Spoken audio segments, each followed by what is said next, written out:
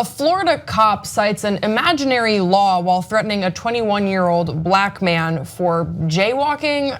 It's kind of fuzzy here, but fortunately, Devonte Shipman caught the whole thing on video. Let's take a look.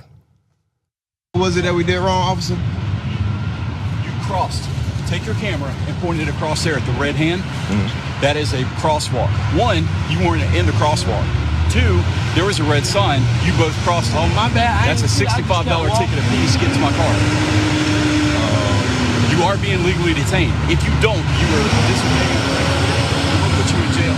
No, so go to my car. That's against the law right there. You gotta see. Look. You look at me. If you don't walk to that car, I'm putting you in jail. By me crossing the street, officer. That's. Can I just get a warning so I'm just going to get to my car. You're going to walk to my car. I'm about to put you in jail. For what? Disobeying a direct order. That's not disobeying a direct order. Resisting without. That's not walk resisting. To my car. That is not resisting, officer. That is not resisting. Listen to me. I am doing you a favor. I'm not telling you again. You got your ID on you? No, I don't. What's your name? Devonte Shipman. All right, so there's another infraction. In the state of Florida, you have to have an ID card on you identifying who you are. I can detain you up to 7 hours until I can figure out who you are. Not if I've done anything. Not if I've done anything illegal, officer. No, sir. Yeah, that's not true.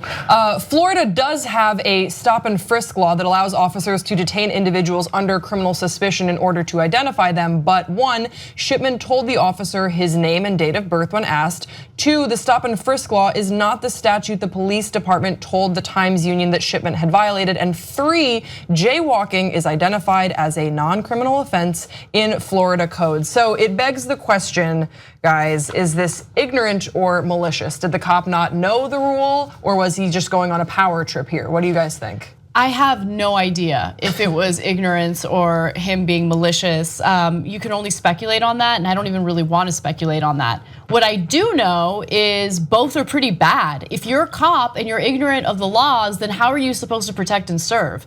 And if you did this with malicious intent, knowing what the law is and knowing that there are no ID laws, then I think that that also speaks to how you're not fit to be a cop, right? I agree exactly with that assessment. It's unclear if this was him just sort of picking on this guy or if he genuinely thought that he disobeyed, but either way, that's awful. You don't know how to do your job correctly. Just, okay, give him a ticket for jaywalking. I get it, he was jaywalking, he shouldn't have been jaywalking. I do it too. If I were to get a ticket, I would accept it and I'd move on with my life.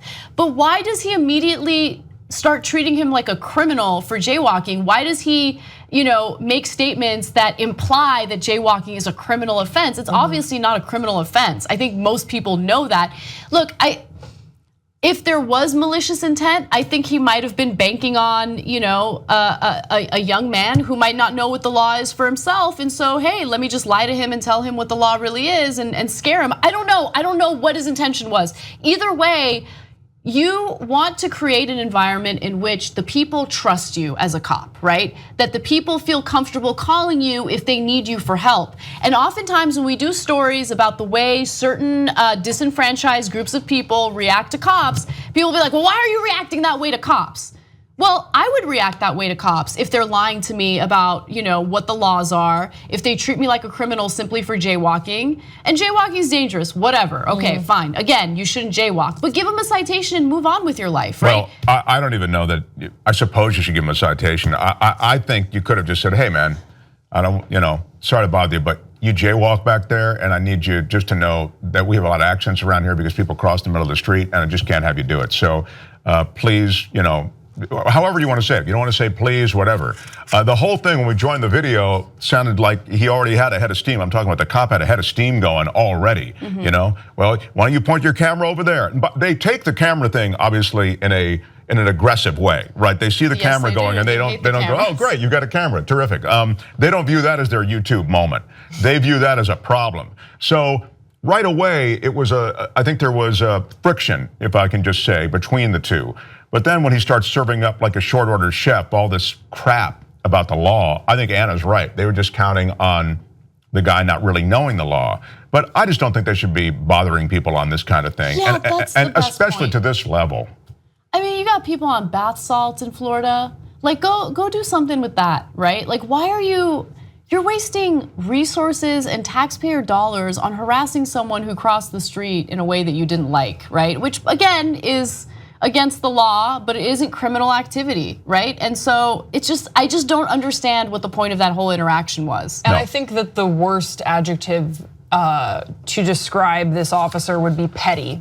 You don't want a petty police officer. He has immense responsibility for protecting and serving the community, and he's just being a really annoying little bitch in this video. Well, I mean, being annoying is bad, right? But it's a sad day in America when you come away from a story like this and like breathe or just have like this heavy sigh of relief because someone didn't get shot and killed. That's right. true. So that's another sad part. I'm not looking for the cop to be like a hotel concierge with the guy, but I am looking for a little less confrontation and friction. And I think there are a lot of ways to diffuse that. And we talk about that on the show a lot, that these situations need to be diffused by the law enforcement officers. Now this, as Anna says, didn't escalate to the point that there was anybody being harmed, but nonetheless, you can de-escalate even the initial friction, right?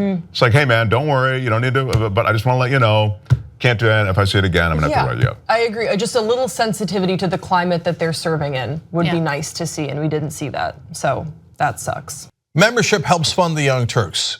You know one great thing about that? That means we're not accountable to anyone but you guys. That's why we're strong together, because we built this show around you. Come build it even bigger and better at tytnetwork.com/join.